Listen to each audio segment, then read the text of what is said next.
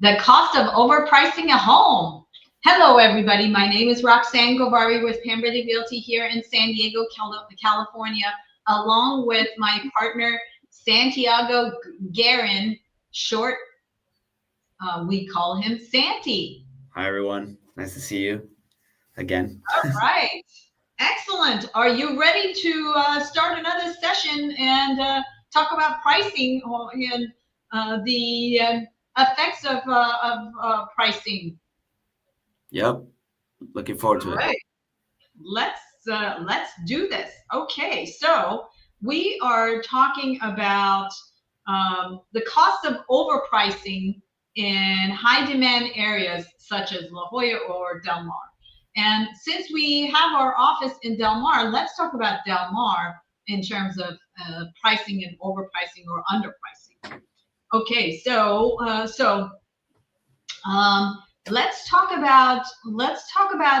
um, what the buyer's perception is when you're overpricing when you're pricing the property in general. I Over the years I've had a lot of my my seller clients say, well, we can go ahead and price the home at whatever price that we want, and if the buyers want, they can always make an offer, a lower offer. Yeah. And what do you think? What do you think? If you were a buyer, what do you think that would look like from your end? I don't think if I was a buyer, I would want to submit a lower offer because I would think it would be just a waste of time because maybe I'll believe that there's some offers at that price that's listed on the MLS and that a lower offer is, you know, not going to be good enough. So I wouldn't even probably bother in submitting a lower offer. I would just be like turned away from the listing. Ah, that is that is a very, very good point. And it's really interesting because over the years, when I have been trying to explain this to the sellers, I've always said, when you price the property at market value, you're going to get a lot of activity and you're going to get going to get the attention of buyers coming through. But as soon as you price the property above market value, everything stops. And that's not how the psyche of buyers works. They are not going to come in and put a price up for a property that they're not going to make an offer on a property that they feel it's not at market value, or if it's Yeah. overpriced. Now that makes a lot of sense. The psychology of what you were saying about what is going through the buyer's mind makes perfect sense. Can you repeat that again? I would just, if I was the buyer and I saw a property that's, at a high price, way above the market value, I would just probably think that there's people already submitting offers at that price. So my low offer wouldn't even matter. So why even take the effort to submit an offer? That's how I would kind of see it. That's how Even though there's no offers being made at that point, I mean, as a buyer, you don't really know that. So I that's believe true. some buyers might be thinking that. So That is absolutely true. That is absolutely true. Okay, and we have our guest Rhonda joining us. So let's bring her up to the stage, and let's hear it from Rhonda. Hi. Good Hi, to see Rhonda. you. How are you?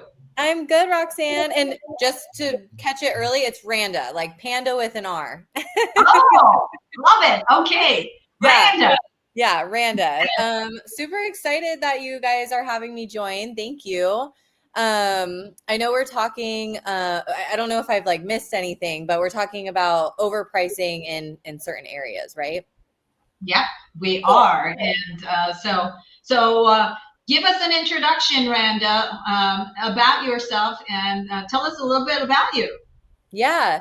So my name's Randa. I do mortgage loans here in San Diego. I've been in the business for about 3.5 years. So I started in 2021.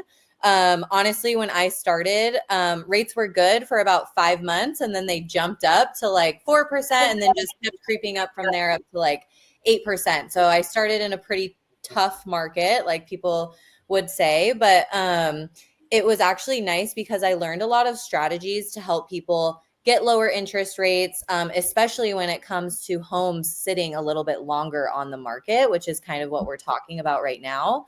So I've built my business by helping realtors strategize when it comes to offering on properties with their buyers.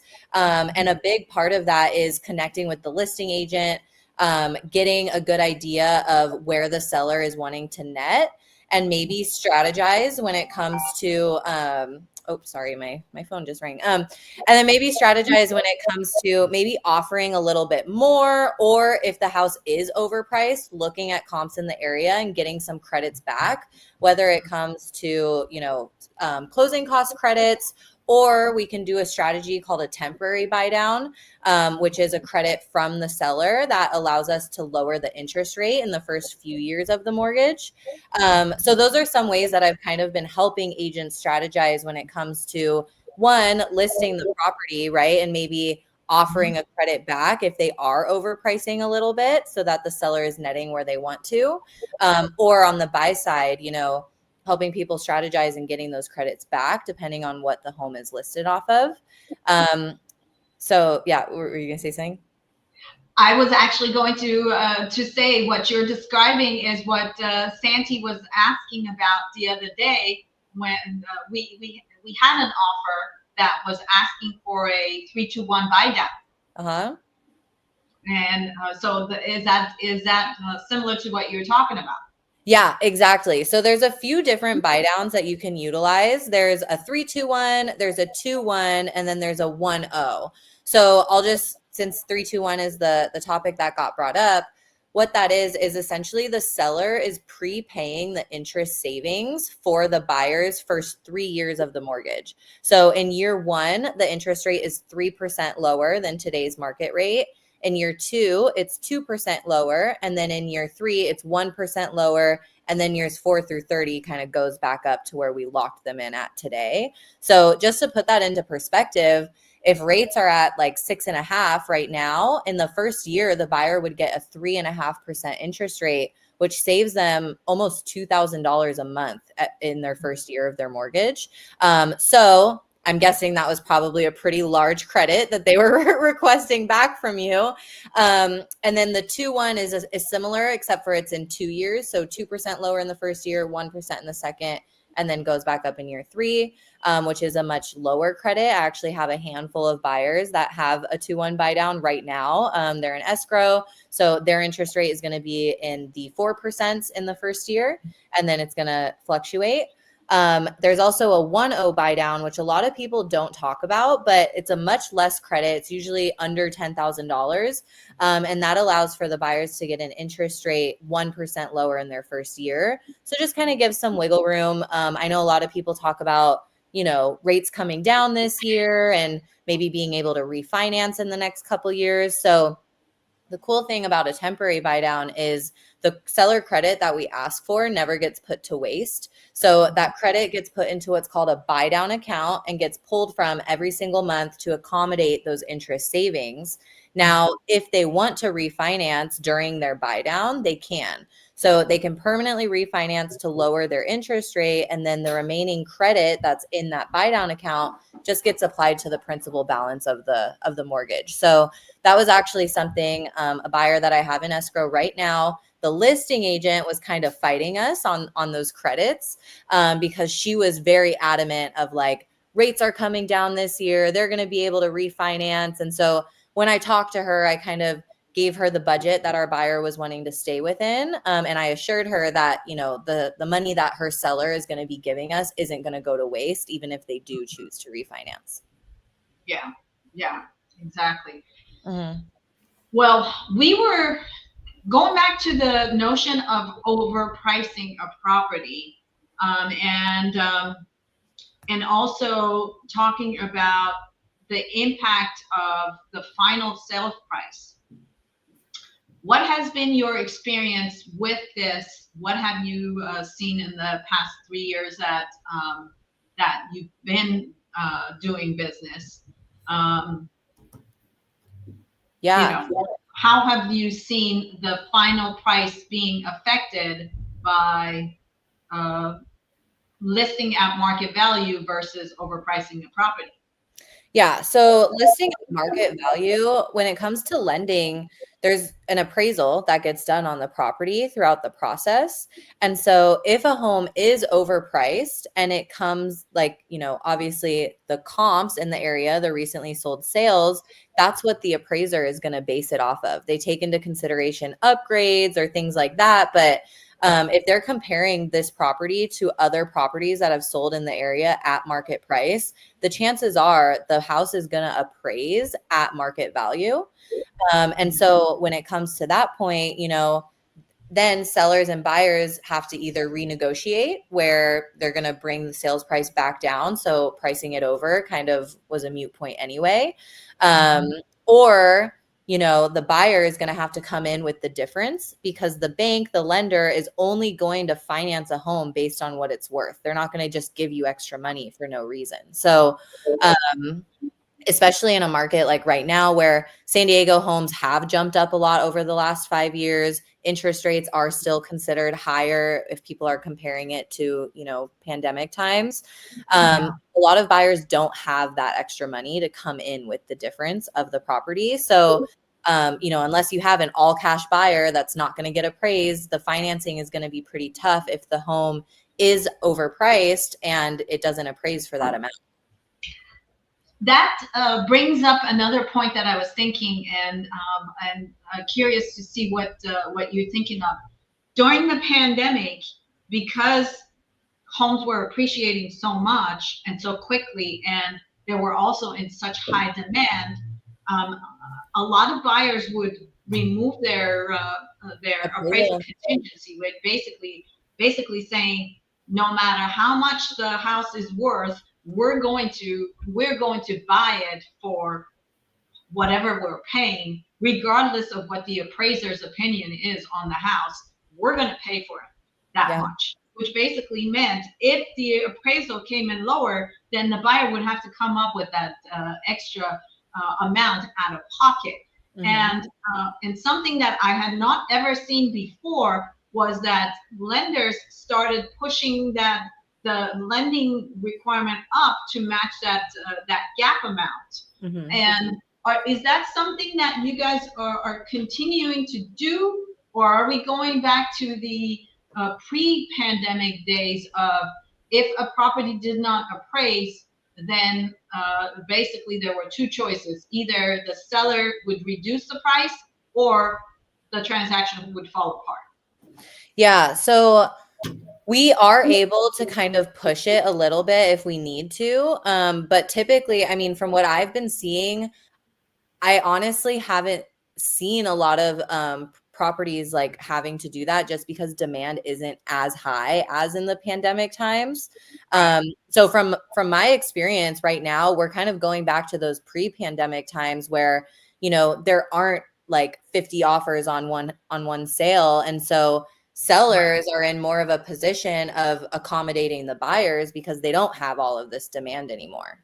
Right. That's what I am thinking, that most likely we're going back to the pre-pandemic levels, because we're no longer seeing the demand for homes being as they were during COVID. Yeah.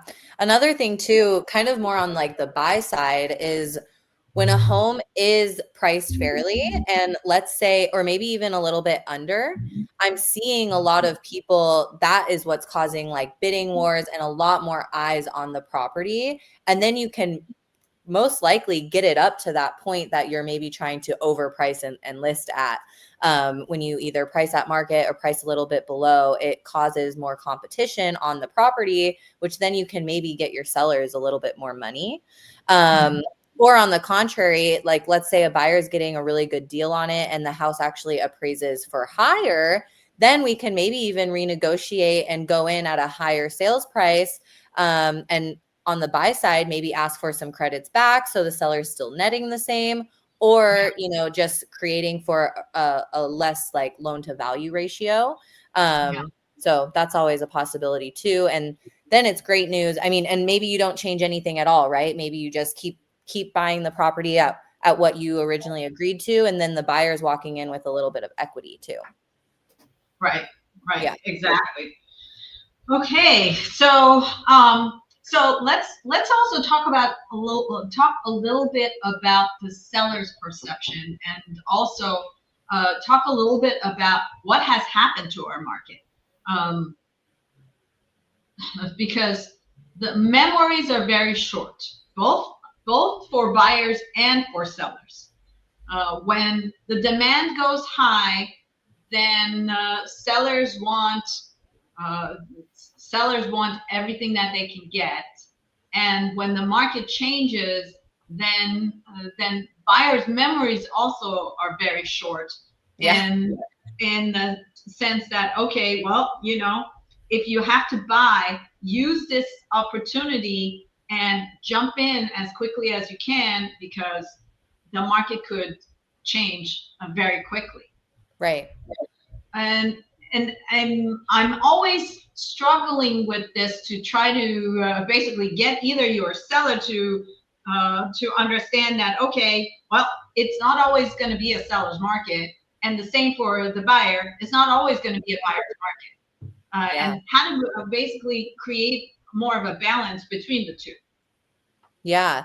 And I think in San Diego too, it's kind of an interesting market because we have so many subsectors of San Diego where some areas are in higher demand and some are not. And so in some parts of San Diego, it might totally be a seller's market. And in some parts of San Diego, it's still very much a buyer's market. So I think it's also just kind of knowing the areas that you're listing in or that you have buyers shopping in, and kind of seeing what advantages you have. I mean, for example, the client that I have in escrow right now is in Carmel Valley. And we actually offered a little bit higher, about 10K higher, to get the credit back on the 2-1 buy down that we're doing for him, just because monthly payment is really important to him. So, I hopped on the phone with the listing side and just kind of got an idea of, okay, where do your sellers really need to be at? If you could just be open and transparent with me, maybe we can look at comps in the area, see if it makes sense to go a little bit higher and offer, get a little bit of a credit back. And so that's kind of how we worked that deal. That specific property was only on the market for like 10 days. So in higher demand, it had one other offer on it, and we still were able to win just by knowing kind of the demand of the market and what that's looking like. But also, I mean, I actually just went to the Tom Ferry conference on Tuesday, and he was talking about, a lot of homes pre-pandemic, it was normal for them to sit on the market for about 30 days, right? And now, like you said, memory is short. We're still thinking about 2021, 2022, where homes were flying off. And so sellers and agents are getting nervous when homes are sitting for 30 days, but really it's just kind of a stabilizing market that we're seeing right now. And to kind of like hop on top of that, I think there was a statistic that said 2025, 12% more people are saying that they want to buy in 2025 because we're seeing interest rates stabilize. They're coming a little bit more normal as to like pre-pandemic times. Home prices are starting to stabilize a little bit and stay longer on the market as well. So we're really not at all in the market that we were in a few years ago. Yeah, absolutely. We're totally not in that market of the pandemic times. And I think it also is important to remember that what we had with COVID was an anomaly. It wasn't a normal thing, right? So, I mean, if you look at the past 100 years, when was it that you had to say, oh, you have to work from home, you can't go to your office, and you have to you need each working person within the home essentially needs an extra bedroom to be able to conduct business and do their work, right? And so that created this artificial demand that is not normal, and it has never been normal.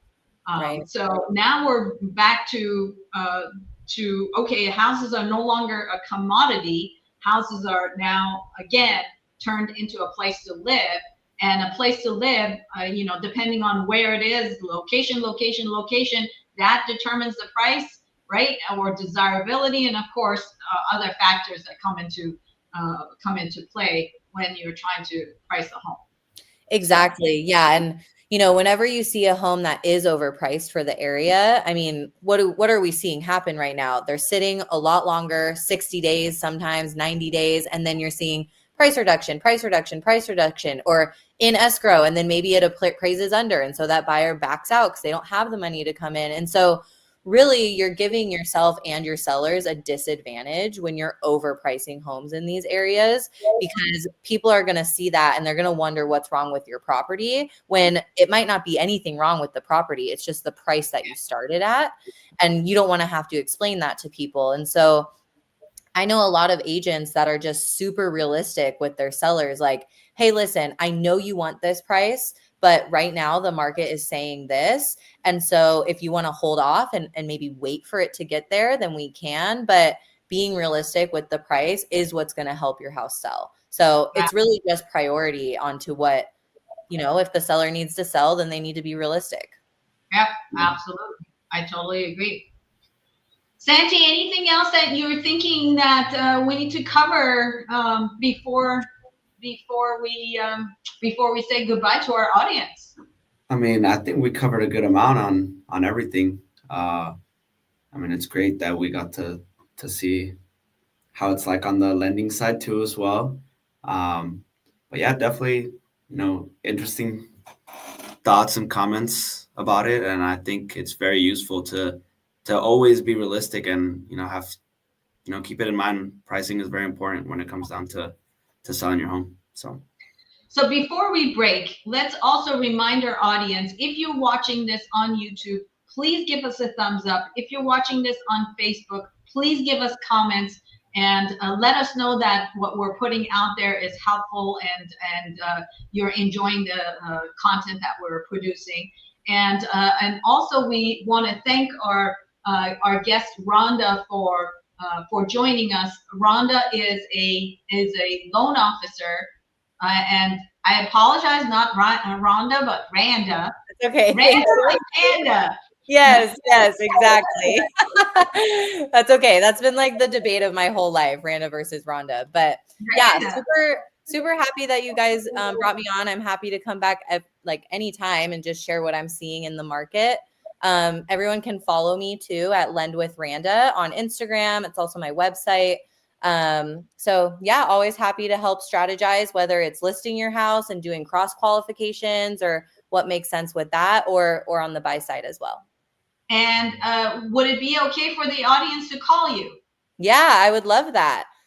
All right, there is, so their audience, there's Randa's phone number, and there is Randa's website. If you want to visit her website, would they be able to get information like mortgage rate or how to apply for a loan, things like that on your website as well?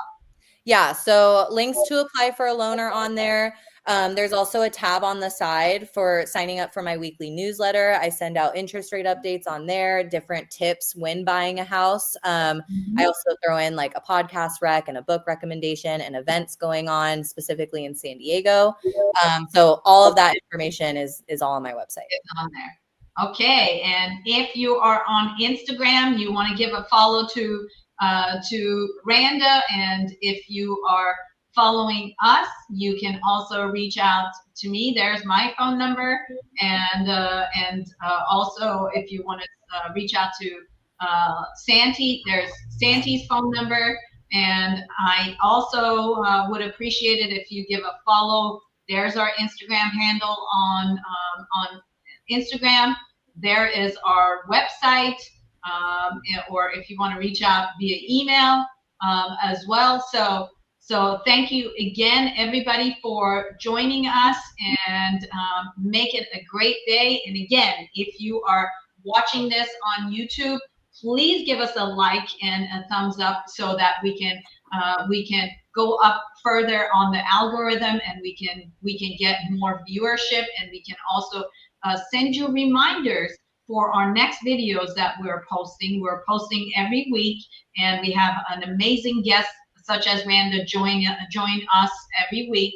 So if you haven't subscribed to our channel, please click on that subscribe button as well and subscribe so that you can get more of our updates. And thank you very much.